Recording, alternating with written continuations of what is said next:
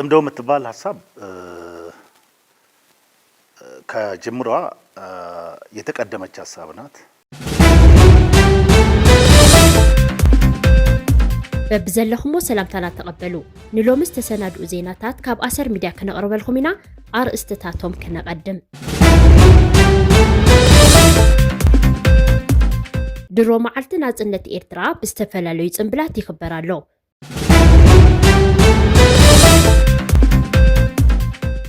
በዚች ቡድን ውስጥ የሚሰበሰብ የተለያየ ማንነት ያለው አካል አንድ ላይ ማረስ አይችልም። it is impossible ዝም ብሎ ምናባዊ ነው እንጂ ምቻል አይደለም። ጽምዶ ብዝብል ዝተጀመረ ምንቅስቃስ ናብ መሬት ወሪዱ ዝፍተን ስጉምቲ እንተሃልዩ ዘየዳግም ስጉምቲ ክወስድ እየኢሉ ምክልኻል ሃገር ኢትዮጵያ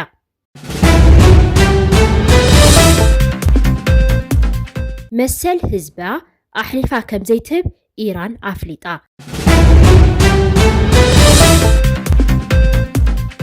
ኣርእስታት ዜና ክትሰምዑ ጸኒሕኩም ዝርዝሮም እንሆ።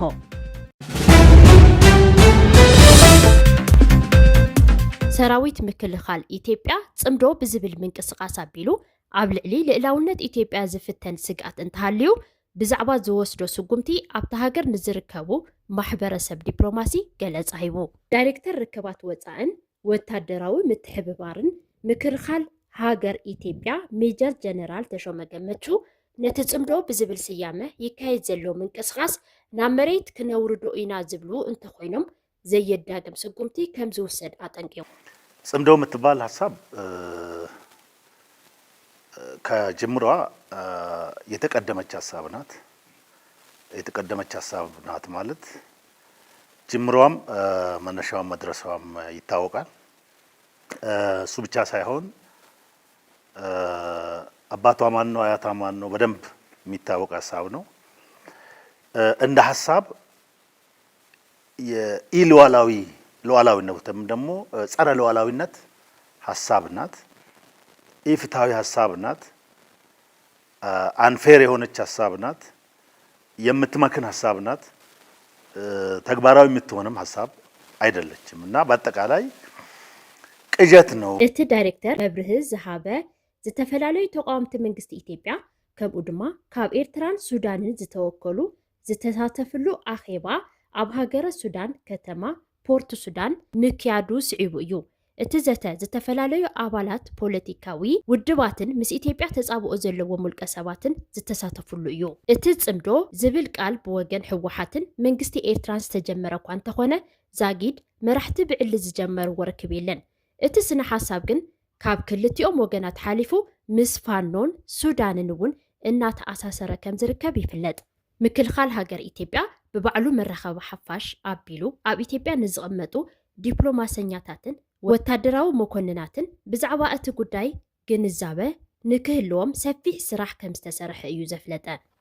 እንደ ሐሳቧ ጸረ ሉዓላዊነትን ያነገተች ሐሳብ የኢትዮጵያ ሉዓላዊነት የምትዳፈር ክብረነክ ሐሳብ ስለሆነች ሐሳቧን ተቀማጭነታቸው ኢትዮጵያ ውስጥ የሆኑ የዲፕሎማት ማህበረሰብ ማለትም የአታሼ ማህበረሰብ በእኛ ቻናል በመከላከያው ቻናል የማስረዳት ጉዳዩን እንዲያውቁት የማድረግ ስራዎች ተሰርተዋል። በነገራችን ላይ እነሱም ይጠይቃሉ። አንዳንዶች ከወዳጅ ሀገሮች አታሼዎችም ከኢትዮጵያ ጋራ መልካም ትብብር ያላቸው ኢትዮጵያን የሚወዱ እንዲያውቁና ግንዛቤ እንዲኖራቸው ሰፊ ስራ ተሰርቷል። እቲ ዳይሬክተር ወሲኹ ከም ዝበሎ ጽባሕ ንግሆ እዚ ሐሳብ ናብ መሬት ክነውርዶ ኢና ኢሉ ዝሰርሕ አካል እንተሃልዩ ዝወሃብ መሲ ንዲፕሎማሲያዊ ማሕበረሰብ ኣቐዲሙ እውን ዝተነግረ ጉዳይ ክኸውን ብምሕሳብ ምዃኑ ኣረዲኦም። እዚ ምንቅስቃስ ንሰላምን ድሕንነትን ኢትዮጵያ ዘስግእ ተገይሩ ከም ዘይውሰድ ዝተዛረበ እቲ ዳይሬክተር ነታ ሐሳብ ንምትግባር ዝግበር ስጉምቲ እንተሃልዩ ግን ልዕላውነት ኢትዮጵያ ንምሕላው ዘየዳግም ስጉምቲ ከም ዝውሰድ አጠንቂቁ። ዝሓለፈ ወርሒ ሚያዝያ ብጀነራል ዓብዱል ፈታሕ አልቡርሃን ዝምራሕ ሰራዊት ሱዳን ካብ ኢትዮጵያ ዝተበገሰ ናይ ሕቡራት ዓረብ ኤምሬትስ ድሮናት ኣብ ግዛቱ መጥቃዕቲ ከም ዝፈጸማ ብምግላጽ ከሲሱ ነይሩ። ነዚ ክሲ መሰረት ኣልቦ ብምባል ዘቃልሎ መንግስቲ ኢትዮጵያ ብወገኑ ሱዳን ንዝተፈላለዩ ጸረ ኢትዮጵያ ሓይልታት ማእከል ኮይና ተገልግላላ ብምባል ከም ዝኸሰሰ ይዝከር። መዓልቲ ናጽነት ኤርትራ ብዝተፈላለዩ ጽምብላት ይኽበር ኣሎ። ድሕሪ ናይ 30 ዓመታት ተጋድሎ ነጻነታ ዘኽበረት ሃገረ ኤርትራ በብዓመቱ 16 ወይ ድማ 24 ግንቦት ብዝለዓለ ድምቀት ከም ዝኽበር ይፍለጥ። መበል 35 ዓመት ናጽነት ኣብ ውሽጥን ደገን ዝርከብ ህዝቢ 24 ግንቦት 2026 ብዝተፈላለየ መልክዑ ንምኽባር ኣብ ምሽብሻብ ይርከብ። 24 ግንቦት ወይ ድማ ብኣቆጻጽራ ኣክሱማውያን 16 ግንቦት ካብተን ኣገድስቲ መዓልትታት ህዝቢ ኤርትራ ምዃና ይፍለጥ።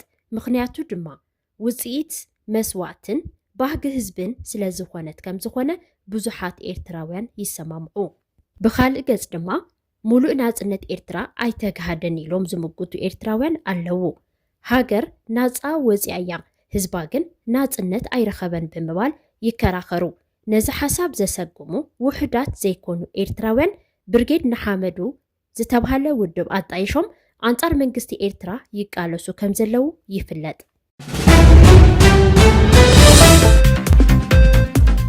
መሰል ህዝብና ኣሕሊፍና ኣይንህብን ክብል ኣፈ ጉባኤ ባይቶ ኢራን ገሊጹ። ኢራንን ኣሜሪካን ንምሽምጋል ዲፕሎማሳዊ ጻዕሪ ይቕጽል ኣብ ዘሎ ኣብዚ እዋን ኣሜሪካ መጥቃዕቲ ንምፍጻም ኣብ ምድላው ከም ዘላ ይግለጽ ኣሎ።